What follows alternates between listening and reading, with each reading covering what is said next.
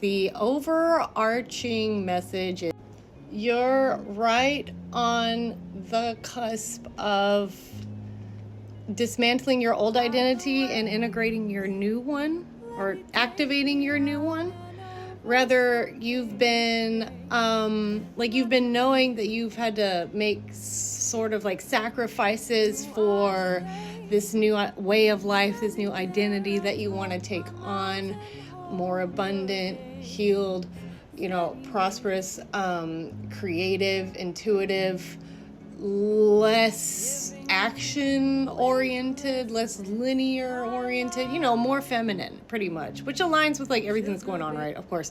But some of y'all that I'm talking to are like right on the line of like, you can see both identities there that are like, because at first it's like the old identity wants to bark. When you start to make real changes, the old identity wants to like not die pretty much. You basically have to kill a part of yourself, literally, like turning off or not responding to parts of the brain that have been dug out, neural pathways that have been dug out by negative thought beliefs and abuse and, whatnot, like old paradigm, oppressiveness and domination and extraction, exploitation. And now you're like, oh, like, honestly, like you're starting to believe, or you do believe, honestly, like fully, but your baseline is that you believe that you can have what you want. It's not unreasonable. It's not delusional. It's not crazy. It's a drop in the bucket, it's not in the universe's bucket. It's really not that big of a deal. And it is coming, like it's on the way. And your old identity is like, like it's still there. It's still there, and it's just not as strong, I guess. Your new identity is starting to take over. So let me just show you what I pulled real quick. Right away, I got all these swords, and I know I pulled, this is the order 1, 2, 3, 4, 5, 6. So there's swords everywhere. Swords are thoughts, and it looks like with all of this, with death and the lovers coming up too, it's just like you can see your old identity very clearly. Like maybe there's some toxic love going on.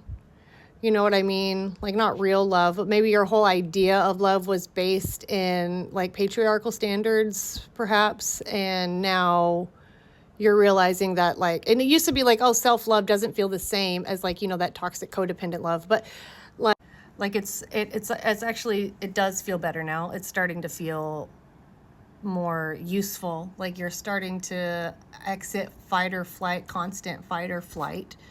I'm also getting like some visibility wound stuff. So for me, that was coming up. So I don't know, maybe it's a thing for you. Like you are like probably like an artist type, like a creative type, and you want to be like, oh, well, how can I make myself popular? How can I make the numbers go up? And like, how it consumes you, and you kind of fight yourself with it. Like you fight, maybe you want to self-sabotage, and then you want to be like, fuck you, bully in my head. And even that is kind of like resistance. See, like here you're, this is like, I can't escape my thoughts, but then, like I said, we have death. So this is like the end of this ego, this part of the ego. And, the lovers, to me, it doesn't have to mean like, man, woman, marriage, whatever. Like, I think it's more of like the divine feminine and masculine inside yourself. Maybe you have like attached the idea of popularity with money. And now, you kind of like go back and forth with yourself. See, the money is the same when you're in that kind of, like mental cage. And wands are beliefs. This is you fighting off old belief systems that come up every time you start to feel a little bit free, and in love with yourself. And I love temperance. Temperance comes up not very much for me.